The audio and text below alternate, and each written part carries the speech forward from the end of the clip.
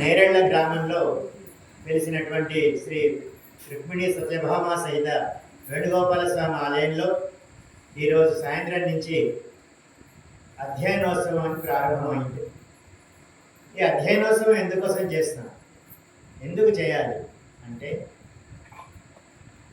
భగవంతుడు మనల్ని సృష్టించాడు కదా. ఈ లోకంలో, ఈ ప్రపంచంలో 84 లక్షల రకాలైనటువంటి జీవరాశులు ఉన్నాయని చెప్తారు. ఈ 84 లక్షల రకాల జీవరాశులలో మనం మానవులం కూడా ఒకటి. మరి అన్ని జీవరాశులలో అన్నీ పుడుతున్నాయి, చస్తున్నాయి. మన మనుషులను కూడా పుడుతున్నాం, చస్తున్నాం. అనేకమైనటువంటి బాధలు పడుతూ ఈ లోకంలో జీవిస్తున్నాం. మరి ఈ విధంగా జీవించేటప్పుడు మనం ఎక్కడి నుంచి వచ్చాము, ఎక్కడికి వెళ్ళాలి, మన గమ్యం ఏమిటి అనేటువంటి విషయాన్ని మనం తెలుసుకోవాల్సిన అవసరం ఉంది. మరి ఈ భగవంతుడు మనల్ని సృష్టించిన తర్వాత ఈ లోకంలో ఏం చేయాలని పంపించాడు, ఇక్కడ మనం ఏం చేస్తున్నాం, ఇది తెలుసుకున్నట్టుంటే మనం చేయాల్సినటువంటి కర్తవ్యం ఏంటిది అనేది బోధపడుతుంది. మరి ఈ విధంగా మనం తల్లి కడుపులో జన్మించిన తర్వాత మనం పుట్టినప్పటి నుంచి చివరి మన చనిపోయేంత వరకు అనేక పనులు చేస్తున్నాం. ఆ పనులన్నీ కూడా చేస్తూ ఉంటే అందులో కొన్ని మంచి పనులు చేస్తున్నాం, కొన్ని చెడ్డ పనులు కూడా చేస్తున్నాం. మంచి పనులు చేస్తేనేమో పుణ్యం వస్తుంది, చెడ్డ పనులు చేస్తే పాపం వస్తుంది. మరి ఈ పాపం కానీ పుణ్యం కానీ దాని యొక్క ఫలితాన్ని అనుభవించడానికి మనకు ఒక శరీరం కావాలి. ఏ కర్మ చేసినా కూడా దానికి ఫలితం అనేది తప్పనిసరిగా ఉంటుంది. కర్మతోనే ఫలితం తప్పనిసరిగా దాన్ని అంటుకొనే ఉంటుంది. ఆ ఫలితాన్ని తప్పనిసరిగా మనం అనుభవించాలి తీరాలి. మనం పనిచేసి ఇంకొకళ్ళకి ఆ ఫలితం ఇవ్వాలని కాకపోదు కదా. ఎవరు పని చేస్తే వాళ్ళకే ఆ ఫలితం అనుభవించాల్సి వస్తుంది. కాబట్టి ఈ విధంగా చేసేటువంటి సమయంలో అనేకమైనటువంటి మనం పనులు చేస్తున్నప్పుడు పుణ్యం ఎక్కువగా ఉందనుకోండి, అప్పుడు మనకు వచ్చేటువంటి చనిపోయిన తర్వాత స్వర్గాది లోకాలకు వెళుతూ ఉంటాం. స్వర్గం లోపల ఏముంటుంది, చాలా ఆనందం ఉంటుంది, సుఖం ఉంటుంది. ఆ విధంగా స్వర్గలోకాల సుఖాన్ని అనుభవిస్తాం ఆ పుణ్య విశేషం వల్ల. మరి ఆ విధంగా పుణ్యం ఉన్నంత వరకు అక్కడ ఉండగలుగుతాం. ఆ పుణ్యం పూర్తి అయిపోయిందంటే మళ్ళీ ఆ స్వర్గలోకం నుంచి మళ్ళీ తిరిగి ఈ భూలోకంలో ఏదో ఒక జన్మలో మనం పుట్టాల్సిందే. అది శాశ్వతం కాదు. మరి పాపాలు కూడా చేస్తుంటాం కదా. ఆ పాపాలు చేసినప్పుడు ఆ పాపపు ఫలాన్ని అనుభవించడానికి నరకాది లోకాలకు వెళుతూ ఉంటాం. ఆ నరకాల లోపల అనేక బాధలు ఉంటాయి, అనేకమైనటువంటి, మీకు అందరికీ తెలుసు. ఆ నరక బాధలు అనుభవించిన తర్వాత అది కూడా శాశ్వతం కాదు. ఆ నరక బాధలు కూడా అవి అనుభవించిన తర్వాత మళ్ళీ ఈ లోకంలో ఏదో ఒక జన్మలో మనం పుడుతూ ఉంటాం. ఆ విధంగా పుడుతూ చస్తూ ఉండేటువంటి సమయంలో భగవంతుడు అనుకుంటున్నాడట, అయ్యో వీళ్ళందరూ ఈ విధంగా బాధలు పడుతున్నారే, వీళ్ళని ఎట్లాగైనా ఉద్ధరించాలి అనేటువంటి ఉద్దేశంతో అనేకమైనటువంటి అవతారాల రూపంలో ఇక్కడికి వచ్చాడు. మనకు తెలుసు, రాముడు, కృష్ణుడు, నరసింహస్వామి, ఈ విధంగా మత్స్య, కూర్మ, వరాహ అవతారాలు, ఈ విధంగా అవతారాలను స్వామి పొంది ఈ లోకంలోకి వచ్చి అనేకమైనటువంటి తన శక్తిని చూపించి తిరిగి వెళ్ళాడు. కానీ మనం ఇంకా భగవంతుడిని చేరుకునేటువంటి మార్గాన్ని మనం తెలుసుకోవట్లేదు. ఆ విధంగా భగవంతుడు ఎక్కడ ఉంటాడు, వైకుంఠంలో ఉంటాడు. బాధపడుతున్నాడు, అయ్యో నా పిల్లలందరూ ఇక్కడ బాధపడుతున్నారని, నన్ను తెలుసుకోవటం లేదే అని బాధపడుతూ ఉంటే ఆ భగవంతుడి దగ్గర ఉండేటువంటి నిత్య సూర్యులు అని ఉంటారు. నిత్య సూర్యులు అంటే వాళ్ళకి ఎప్పుడు కూడా మళ్ళాగా జన్మ ఉండదు. ఎప్పుడు కూడా భగవంతుడి దగ్గరే ఉండి ఆ భగవంతుడికి అనేకమైనటువంటి సేవలు చేస్తూ ఉంటారు. అటువంటి నిత్య సూర్యులు వాళ్ళ భగవంతుని యొక్క బాధను చూడలేక, అయ్యా స్వామి, నువ్వు వెళ్ళి అనేకమైనటువంటి ఉపదేశాలు చేశావు, కృష్ణుడిగా కలిసి భగవద్గీతను అంతా బోధించాడు, ఎవ్వరు కూడా మనం దాన్ని పాటించడం లేదు. ఈ విధంగా చేస్తూ ఉన్నారు కదా, సరే నీ ప్రయత్నం నువ్వు చేసావు, మేము కూడా వెళ్ళి ఇక్కడ ఉండేటువంటి జీవులను మేము ఉద్ధరించడానికి ప్రయత్నిస్తామని చెప్పి వాళ్ళందరూ కూడా, అక్కడ ఉండేటువంటి నిత్యసూర్యులందరూ కూడా ఈ భూలోకంలో వివిధ రూపాలలో వాళ్ళు ఇక్కడ జన్మించారట. వాళ్ళని ఆళ్వార్లు అంటారు. ఈ ఆళ్వార్లు అనేక మంది ఉన్నారు, చాలామంది ఉన్నారు. వాళ్ళలో ముఖ్యమైనటువంటి వాళ్ళు 12 మంది, 10 + 2 12 ఆళ్వార్లు ఉంటారు. ఆ విధంగా ఆళ్వార్లందరూ ఈ లోకంలో జన్మించి వాళ్ళు ఉపదేశించినటువంటి మార్గం ఏదైతే ఉందో దాన్ని మనం తెలుసుకోవాలి. వాళ్ళందరూ ఎక్కడ అవతరించారు? ఆళ్వార్లందరూ తమిళనాడులో అవతరించారు. అందుకోసమే మీకు ఈ భాష తెలియదు అంటే. మీరు ఇప్పటిదాకా చదివిందంతా కూడా తమిళ భాషలో ఉంటుంది. అది వాళ్ళందరూ కూడా అక్కడి వాళ్ళే కాబట్టి అక్కడి వాళ్ళు ఆ భాషలోనే వాళ్ళు ఈ భగవంతుడి యొక్క గుణాలన్నిటిని కూడా ఏ విధంగా చేరుకోవాలనేటువంటి విషయాన్ని అంతటిని కూడా వాళ్ళు ఒక కీర్తన ద్వారా, పాటల ద్వారా రచించారు. ఆ విధంగా వాళ్ళందరూ ఈ లోకంలో ఉండేటువంటి ప్రజలందరినీ ఉద్ధరించడానికని అనేకమైనటువంటి గ్రంథాలు రచించారు. ఆ 12 ఆళ్వార్ల లోపల నమ్మాళ్వార్లని చాలా ముఖ్యమైనటువంటి వాళ్ళు. ఆ విధంగా ఆళ్వార్లు అవతరించినటువంటి సమయంలో వాళ్ళు ఆయన ఒక రాజు కడుపు లోపల, ఒక రాజు దంపతులకి ఒక కొడుకుగా వాళ్ళు వాళ్ళకి సంతానం లేదు మొదలు అనేకమైనటువంటి తీర్థయాత్రలు చేస్తూ అనేకమైనటువంటి దివ్య దేశాలు తిరుగుతూ ఉంటే ఒకసారి కళ ఆయనకి ఒక రాజుకి కళ వచ్చిందట. నేనే నీ కడుపులో పుడుతున్నానని చెప్పారు. ఆ విధంగా ఆ తల్లి కడుపులో పుట్టినటువంటి ఈ నమ్మాళ్వార్లు మనం సామాన్యంగా లోకంలో పిల్లలు పుట్టగానే కెగుమ్మని ఏడుస్తారు. ఏడవగానే అనుకుంటాం అబ్బా పిల్లవాడు బతికాడు అని చెప్పి సంతోషపడతాం. కానీ ఈ నమ్మాళ్వార్లు పుట్టినప్పుడు ఏడవలేదు, కళ్ళు తెరవలేదు, ఏం పులుపు లేదు, పలుపు లేదు, ఒక మాంసపు ముద్దలాగా ఉన్నాడు. ఆ విధంగా పుట్టినటువంటి ఆ ఆళ్వార్లను చూసినటువంటి ఆ పిల్లవాడిని చూసి తల్లిదండ్రులు చాలా బాధపడ్డారు. అయ్యా స్వామి, సంతానం ఏమంటే ఇటువంటి సంతానం ఇచ్చావా? ఏమి ఉరుకు లేదు, పలుకు లేదు, ఏమి ఏడవట్లేదు, పాలు తాగట్లేదు, ఏం లేదు, ఇటువంటి మాంసపు ముద్దని మాకెందుకు స్వామి, నువ్వు ఇచ్చినటువంటి సంతానాన్ని నువ్వే తీసుకో అని చెప్పి అక్కడ ఉండేటువంటి ఒక గుడి లోపలికి తీసుకెళ్ళి ఆ పెరుమాళ దగ్గర ఉంచారట. వాడు వెళ్ళిపోయాడు. ఎప్పుడైతే ఆ శిశువు పెరుమాళ దగ్గరికి వచ్చి చూశాడో వెంటనే కళ్ళు తెరిచి పెరుమాళ సౌందర్యాన్ని చూశాడు. చూడగానే వెంటనే అతడికి జ్ఞానోదయం అయిపోయింది. మొత్తం నేను ఎక్కడి నుంచి వచ్చాను, ఎందుకోసం వచ్చాను అనేటువంటి విషయం తెలిసిపోయింది. వెంటనే అది విధంగా పెరుమాళని చూసిన తర్వాత కొంతకాలం తర్వాత వెంటనే కొంచెం ఆగేటువంటి వయసు వచ్చిన తర్వాత అక్కడి నుంచి ఆ గుడికి ఎదురుగా ఒక పెద్ద చింత చెట్టు ఉంది. ఆ చింత చెట్టుకు కింద ఒక పెద్ద తొర్ర ఉంది. ఆ తొర్ర లోపల దాకా పాపుకుంటూ వెళ్ళి అక్కడ కూర్చున్నాడు. కూర్చొని ఇట్లా జ్ఞానముద్ర పట్టుకొని కూర్చున్నాడు. ఆ విధంగా జ్ఞానముద్ర, కళ్ళు తెరవట్లేదు, మనసు లోపల ధ్యానం చేస్తున్నాడు.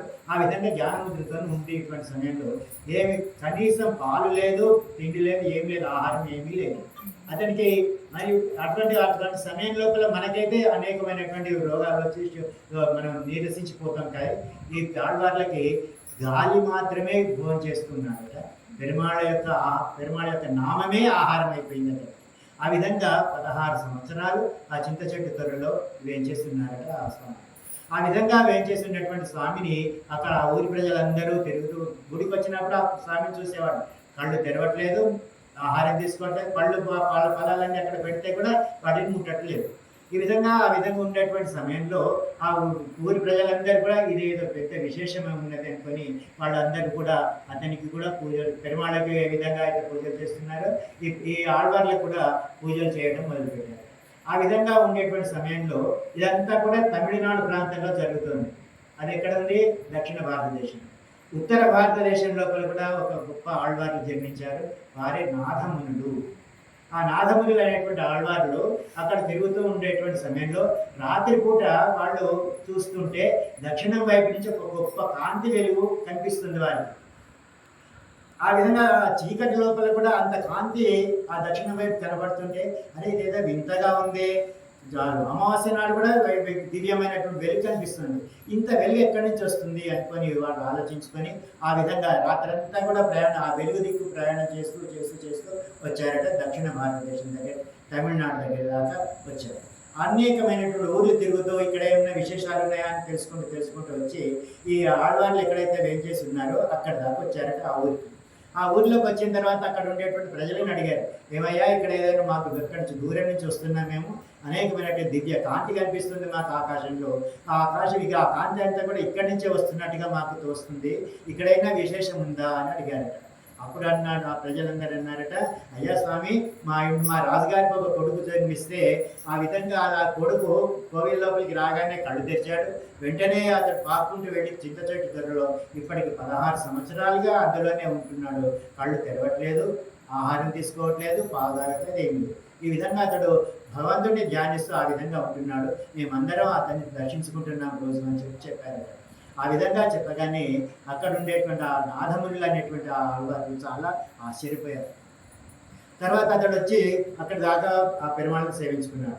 అంతకుముందే ఆయన అనేక దేశాలు తిరుగుతూ తిరుగుతూ వస్తున్నాడు కదా. ఆ విధంగా తిరుగుతూ వచ్చినప్పుడు అనేకమైన విశేషాలు తెలుసుకుంటూ వచ్చిన తర్వాత ఇక్కడ రాగానే నేను చూడగానే అక్కడ వెంటనే అతనికి అనిపించిందట, ఏదో దివ్యమైనటువంటి వ్యక్తి ఉన్నట్టున్నది. ఈయన కళ్ళు తెరవట్లేదు, మరి కనుచూపు ఉందా లేదా, శబ్దం మాట్లాడితే పలికితే మాట ఏం లేదు, మాట్లాడట్లేదు. కాబట్టి ఈయన పలకగలుగుతాడా మాట్లాడగలుగుతాడా అనుకొని వెంటనే ఒక పక్కన ఉండేటువంటి ఆయన యొక్క ధ్యానాన్ని భంగపరచాలని చెప్పి ఒక పక్కన ఒక రాయి ఉంటే ఆ రాయి తీసుకొని పెద్ద శబ్దం చేస్తూ అక్కడ విసిరేశారట. ఆ శబ్దానికి వెంటనే కళ్ళు తెరిచారట. ఈ ఆళ్వారు చూశాడు, అబ్బా ఆ చూపు అయితే ఉన్నది అనుకొని ఒక ప్రశ్న అడిగారు. ఏమడిగారు? ఈ ప్రకృతి లోపల ఉండేటువంటి జీవి ఏది తిని ఎట్లా బతుకుతుంది, ఎక్కడ ఉంటుంది అని అడిగారు.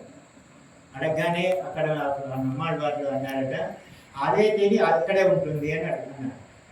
ఇది అంటే మనకేమనిపిస్తుంది, ఇందులో ఏమర్థం ఉంది ఇందులో అని అనిపిస్తుంది. కానీ అక్కడ అందులో ఉండేటువంటి అర్థాన్ని ఈ ఆళ్వారు గ్రహించారు. అబ్బా ఇంత గొప్ప జ్ఞానవంతుడు వీరు అని చెప్పి అనుకొని దాని అర్థం ఏంటిది అంటే, ఈ ప్రకృతి లోపల మనం పుడుతున్నాం, మనం తినేటువంటి ఆహారం ఏంటిది ఈ ప్రకృతి నుంచే వస్తుంది. ఈ ప్రకృతి నుంచే వచ్చేటువంటి ఈ ప్రకృతిలోనే పుడుతున్నాం. ఈ ప్రకృతితో నిర్మించబడినటువంటి శరీరమే మనది ఏంటిది పాంచభౌతికమైనటువంటి శరీరం అంటారు. పాంచభౌతికాలు అంటే ఏంటివి?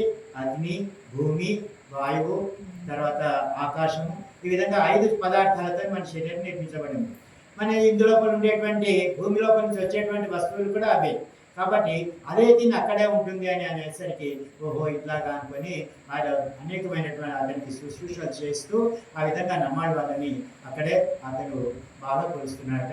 ఆ విధంగా ఆ నమ్మాడు వాళ్ళ ద్వారా అనేకమైనటువంటి గ్రంథాలను ఈయన పొందాడు. ఆ విధంగా పొంది ఆ విధంగా అనేటువంటి ఆ గ్రంథాలు నమ్మాడు వారు చెప్పగా ఈయన రాసుకొని ఈ లోకం లోపల ప్రజలందరికీ కూడా తెలియజెప్పాడు.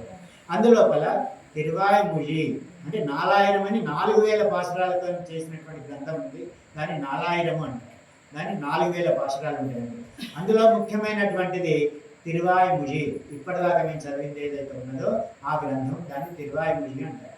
అందులో 1000 పాటలు ఉంటాయి. 1000 అంటే 1102 పాటలు మొత్తం. ఆ పాటలన్నీ కూడా తమిళంలో ఉంటాయి.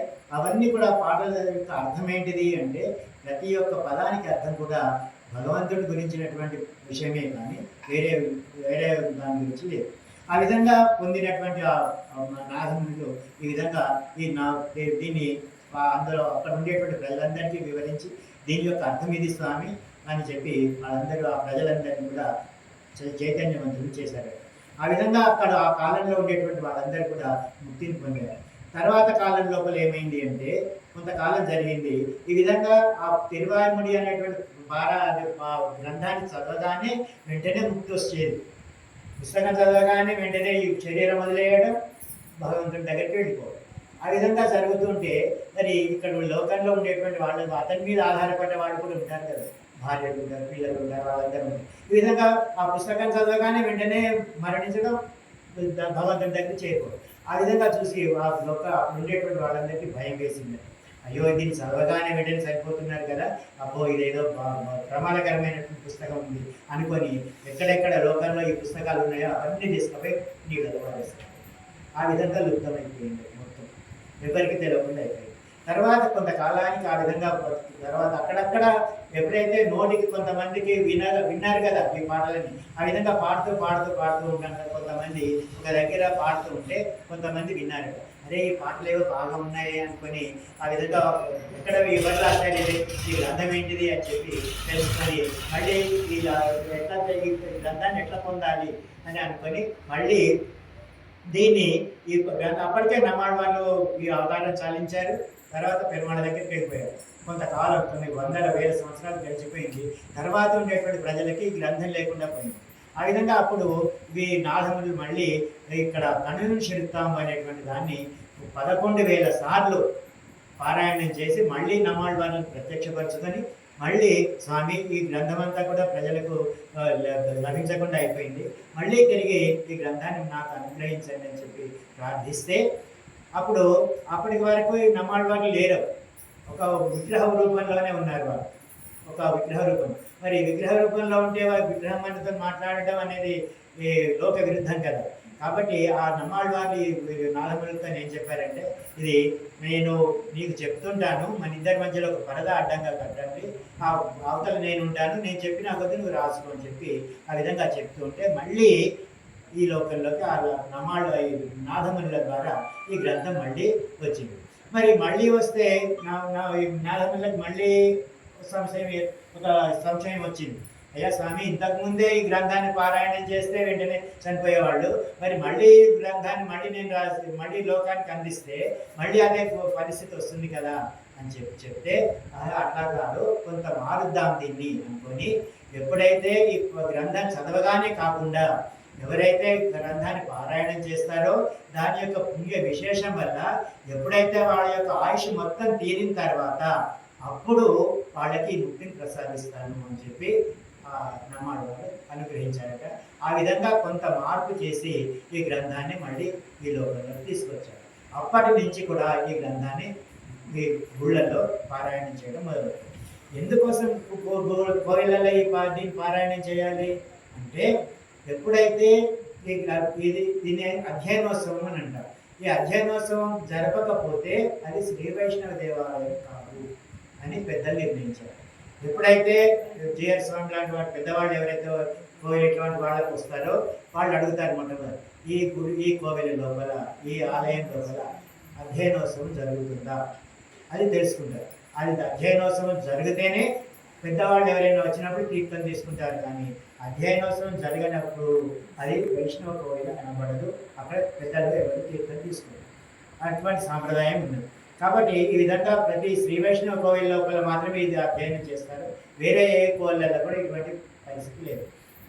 కాబట్టి ఈ విధంగా ఈ గ్రంథాన్ని పారాయణం చేస్తుంటే ఈ గ్రంథం లోపల ఉండేటువంటి విశేషం ఏంటిది అంటే, ఎప్పుడైతే ఈ లోకంలో నమ్మాళ్ళ వారు అవతరించిన తర్వాత ఈ లోకంలో ఉండేటువంటి వాళ్ళందరికీ జ్ఞానాన్ని ప్రసాదించారు వారు. తర్వాత ఎంతకాలం ఉంటారు, వారికి కూడా బాగా పెరుమాళని చూడాలి అనేటువంటి తపన మొదలైంది. అయ్యా అప్పుడు భగవంతుని వేడుకున్నారు, అయ్యా స్వామి, ఈ లోకంలో నేను వచ్చినటువంటి పని పూర్తయిపోయింది, మళ్ళీ నేను నీ దగ్గరికి వస్తాను, నన్ను తీసుకుపో అని చెప్పి ప్రార్థిస్తున్నారట నమ్మాళ్ళు. పెరుమాళ్ళకి దయగలగటండి. ఎంత ప్రార్థించినా కూడా వారు దర్శనం ఇవ్వట్లేదు, వీరిని తీసుకువెళ్ళటం.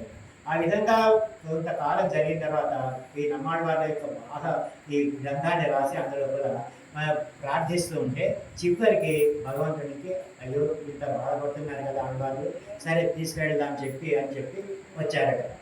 గరుడ వాహనం మీద ఈ నమ్మాళ్ళ వాళ్ళకి ప్రత్యక్షమై నమ్మాళ్ళ వాళ్ళు రండి, తీసుకెళ్తాను రండి అని అంటే, నమ్మాళ్ళ వాళ్ళకి శరీరం ఉంది. ఎవరైనా శరీరంతో పెరుమాళ్ళ దగ్గరికి పోయే అవకాశం ఉందా? ఎవ్వరు పోలేదు. ఈ శరీరం ఇక్కడ పడిపోతుంది, ఆత్మ రూపంలోనే మనం పెరుమాళ్ళ దగ్గరికి వెళ్తాం. అప్పుడు నమ్మాళ్ళ వాళ్ళు అంటున్నారు, అయ్యా స్వామి, నువ్వు ప్రసాదించినటువంటి ఈ శరీరం ఇట్లాగే ఉంది కదా, దీని నుంచి నేను విడిపడి నేను ఆత్మరూపంలో కదా నీ దగ్గరికి రావాల్సింది, మరి ఈ శరీరాన్ని ఇక్కడే వదిలేయాలి కదా అని అంటే, అట్లా కాదు స్వామి, నువ్వు నీ ఆత్మ ఎంతైతే నాకు ముఖ్యమో నీ శరీరం కూడా అంత భోగ్యమే నాకు, కాబట్టి నీ శరీరంతో సహా నేను తీసుకువెళ్తాను రండి అని చెప్పి అంటే నమ్మాళ్ళ వాళ్ళు ఒప్పుకోవట్లేదు. అది నువ్వు ఏర్పరిచినటువంటి నియమాలకే విరుద్ధం కదా.